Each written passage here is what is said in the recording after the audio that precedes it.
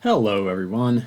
It's been a while since my last review of Dorothy L. Sayers' Lord Peter Wimsey series from the Golden Age of Detective Fiction, but I'm back with another one on the third book in this series, Unnatural Death. And be sure to check out my short reviews on the prior two books in this series if you're interested. Having read a few of Agatha Christie's Hercule Poirot books between this and the previous book in the series called Clouds of Witness, it was again a refreshing change of pace to follow the charismatic Lord Peter Wimsey and some of his fellow investigators. This will be a spoiler-free review up until somewhere around the midpoint, at which point I'll let you know before proceeding in case you want to go leave and read it yourself. The book Unnatural Death was first published in 1927 in the UK, and it was then published in the United States a year later under the title of The Dawson Pedigree.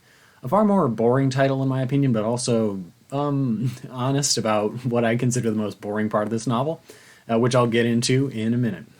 The investigation in this novel stems from a casual conversation in, I think, a London cafe, where a doctor overhears Lord Peter Wimsey discussing the details of another criminal case and remarks about one of his own patients. In this elderly patient's abrupt death, the doctor suspected foul play, but after an investigation that turned up nothing, his reputation as a doctor was tarnished because no one wants such a doctor who will be asking questions and raking up unwanted speculations. Although the patient, Agatha Dawson, was dying of cancer, she was in exceptionally good spirits aside from a seemingly unwarranted suspicion that someone was poisoning her, and the doctor suspected that she had 6 months remaining to live before her life was suddenly and abruptly cut short by a heart attack. Suspicion would naturally fall upon the late Miss Dawson's great niece and also her part-time nurse named Mary Whittaker, except we learn quickly that as the nearest of kin of the deceased, Mary Whittaker was to inherit anyway, so if she's the killer, why would she want to commit a crime just to get the money 6 months earlier? Like the previous Lord Peter Wimsey novels I've read, the mystery is interesting, but the investigation process takes precedence in the story over the clues themselves, which are presented more casually. It feels a bit more like an actual story than simply a mental puzzle, although there are plenty of clues to puzzle over as well.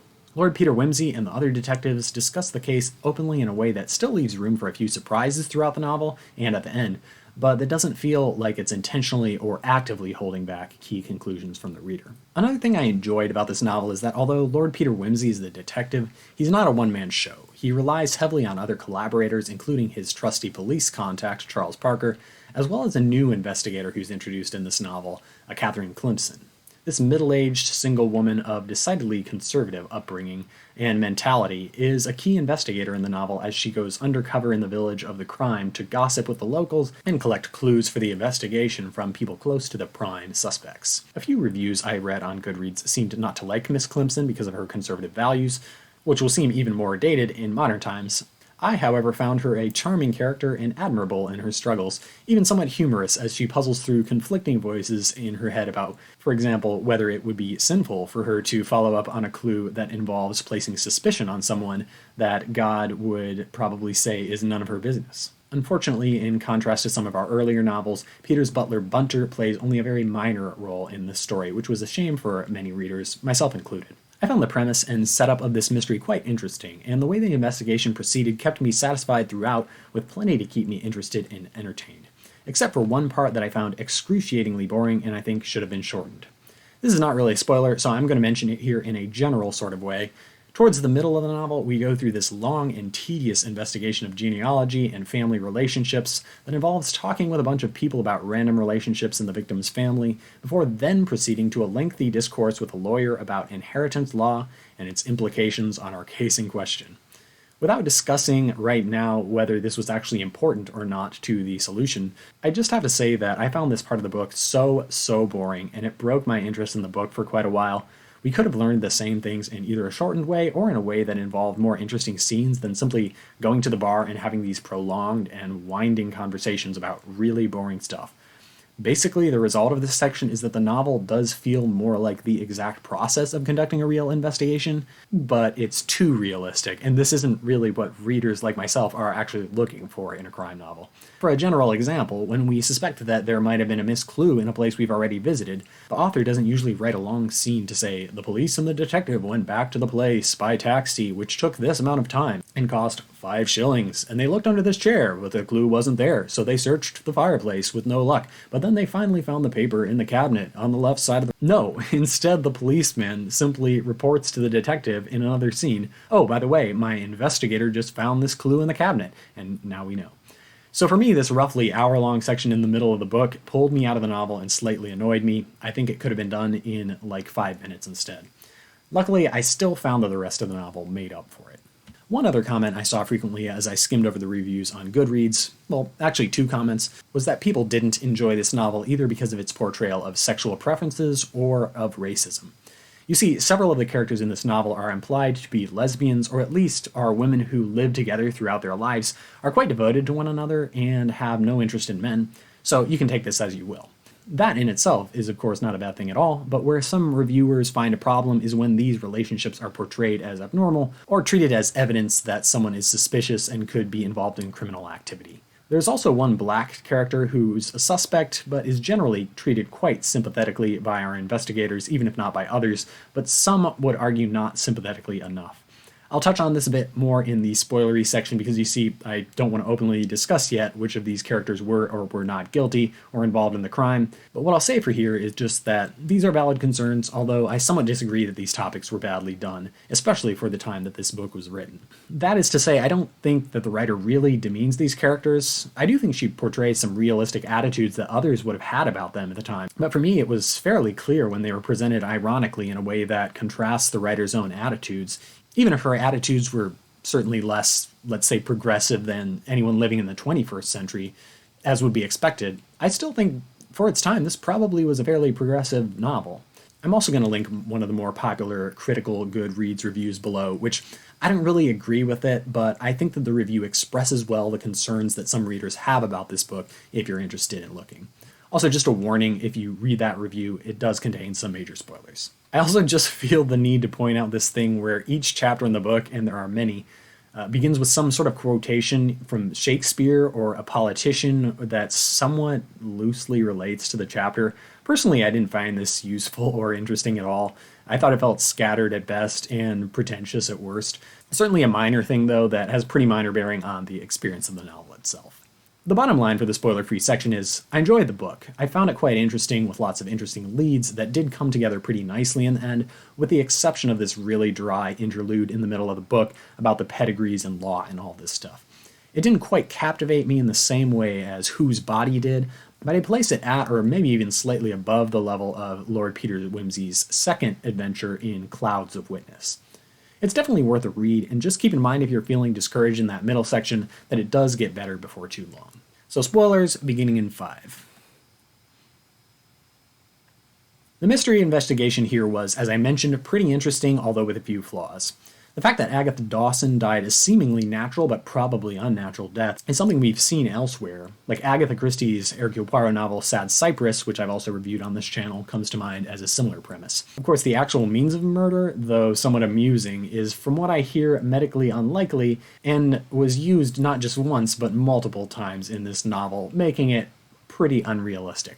Not only that, but it was even known to be medically unlikely at the time of writing, unlike, well, there's at least one of Sayre's other novels, I don't want to say the name of it, but the means of the murder in that novel does not hold up based on modern science. So if you're trying to actually figure out how this murder was committed, I think you'd have to think outside the box. The novel is also interesting, although it may be frustrating for some, in that it's less of a whodunit and more of a howdunit or whydunit. Mary Whitaker is the front subject in our eyes the entire time, and whenever we learn more that casts suspicion on another person, it shifts back to Mary Whitaker before long. Now, this isn't necessarily such a bad thing, because for me it still remained a whodunit. Like, were we going to find out in the end that in some crazy way it hadn't been Mary who'd killed her great-aunt, despite evidence to the contrary? Well, it turns out no, but that didn't stop me from thinking we might, which kept things interesting throughout. But it's a bit unusual for whodunit novels in that we are not constantly misdirected away from the murderer, but she's kept right in the center. And thus, the novel becomes a little bit more of a howdunit or a whydunit, as I mentioned, and as the author kind of alludes to herself in the book. The problem here is, as I already pointed out, the howdunit is not really very guessable, but even if you were able to figure out this murder by airlock concept, figuring out the whydunit would have been really, really difficult before this long and boring discussion in the middle of the book about recent changes in British inheritance law and investigation of distant family relationships. So for me, in the end, the whodunit was the only part that really kept me thinking, despite it seeming on the surface like it's obvious who did it. which for many readers may be totally okay. And right before the end of the novel, I wasn't necessarily convinced of Mary Whitaker's innocence, but I was pondering these questions of identity, as Sayers obviously wanted me to. In particular, I had some schemes in mind that were making me wonder whether Whitaker, Vera Findlater, and Muriel Forrest were all in it together.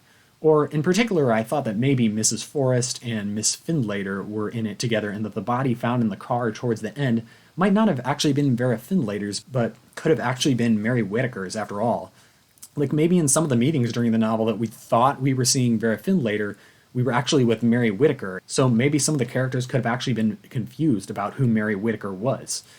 The fact that someone destroyed all the photos of Mary Whitaker in the Dawson household supported my thinking along these lines. So in the end, when I discovered that in fact it was Mary Whitaker and Muriel Forrest who were one and the same, I felt surprised, but also that I was on the right track and that it fit together in a satisfying way. Alright, so now that we've gotten the main mystery out of the way, let's talk for a minute about the novel's portrayal of race and sexuality, since it has garnered a lot of attention, at least on Goodreads.